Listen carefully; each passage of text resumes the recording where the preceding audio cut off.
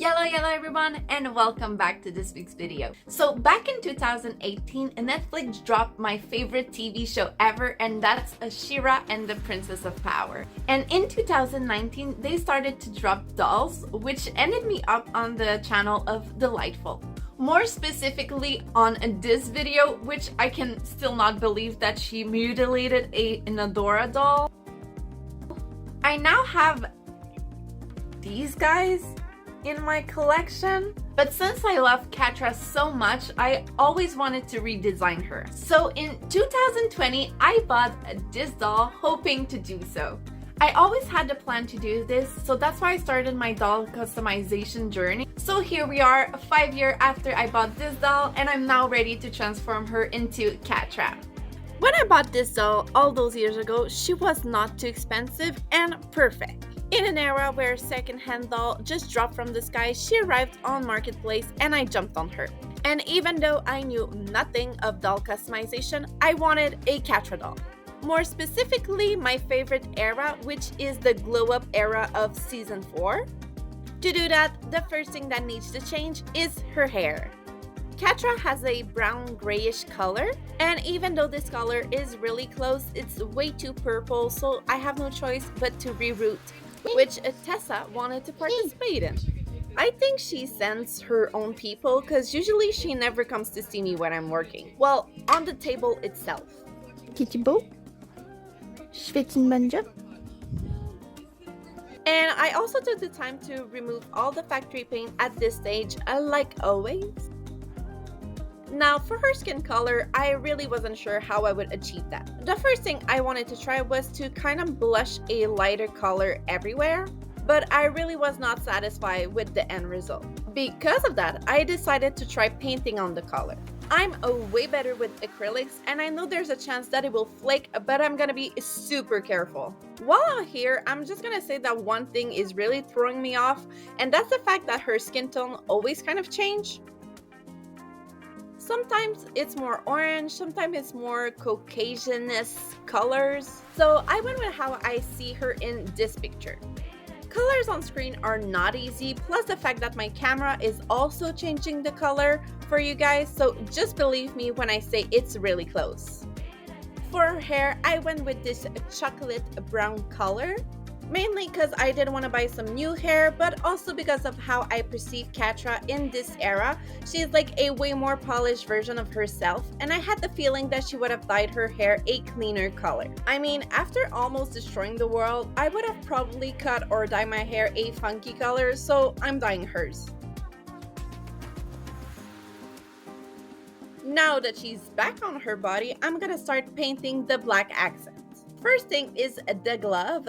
She does have a different style than what I will end up doing for the sleeve and glove, but that's because the Monster High mold came like this, so I didn't want to change it too much because I didn't want her to look weird in the end. I then did the back and top of her ear, and finally her tail. In between every coat of painting I did since the start, I also decided to start on the outfit. And again, 5 years ago, I bought this pattern on Etsy from whom I still buy most of my pattern from. Anyway, I did modify it a bit for the diamond shaped opening for the top, and also separated the different color, which I only have this much of the black letter, so I need to be super careful. Please, sewing God, be with me on that. The most difficult part was to put everything back together, because some stuff I had to glue, like the diamond shape, and I wasn't sure how to sew back everything, so I treated it like it was the original 2-pattern piece. So letter top on the bodice, and then sew the sides.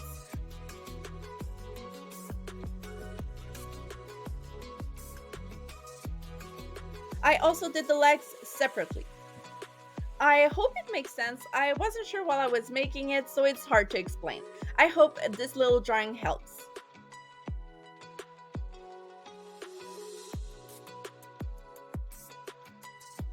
Now, are you ready to bring her to life? Because I am. I did a quick drawing like I always do on my iPad to know where to place her eye and everything correctly. I also wanted to change one thing. Since I'm doing her in her glow up era, I think one thing from her design is missing, and that's a lipstick. When Adora had her glow up as She-Ra, she had something to recall everyone she loved.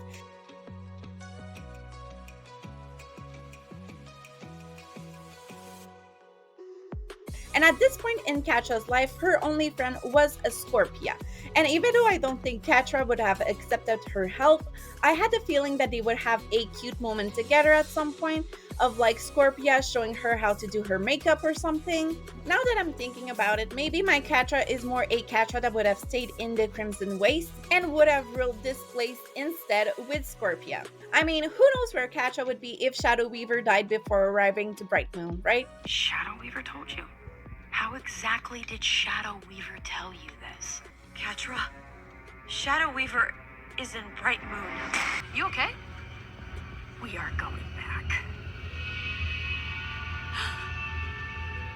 We are going to open a portal, and we are going to crush them all. One of the last things to add is the iconic sunburn that every character has. And of course, the 3 cute little freckles on each cheek. Now, one thing that makes Catra is her mask. In my show, it doesn't do more than be an accessory that doesn't mean anything really, but in the 1990 design, Catra is a human that changed into a purple panther that gives her the control over all the cats. In this show, there's no known reason why she has it and why she loses it, in which I'm sad about it, but they did put the mask on the new design like the old one, so I could not do it. One thing I also wanted to add is her belt. Fortunately for me, I just reused the belt that the original doll came with, but I had to cover the Monster High logo, so I decided to cover it with the Force Captain badge.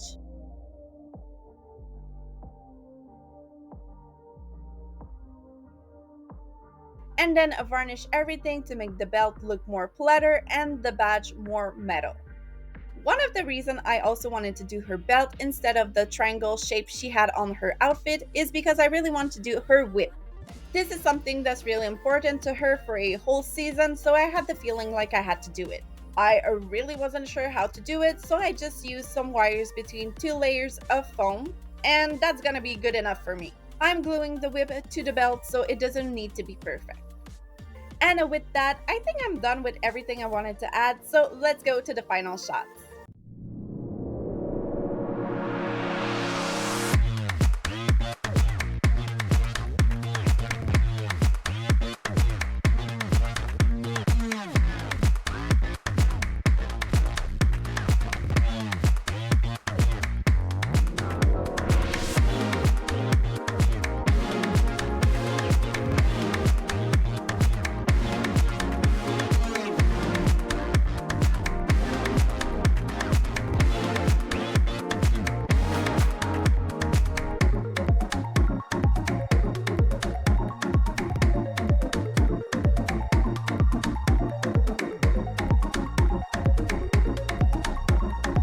I always had the plan to do this, so that's why I started my doll customization journey. I always had the plan to do this, so that's why I started my doll's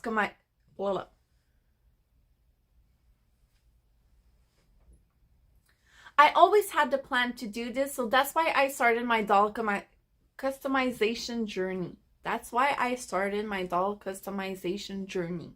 That's why I started my doll customization journey. I always had the plan to do this, so that's why I started my doll customization journey. And here we are 5 years later after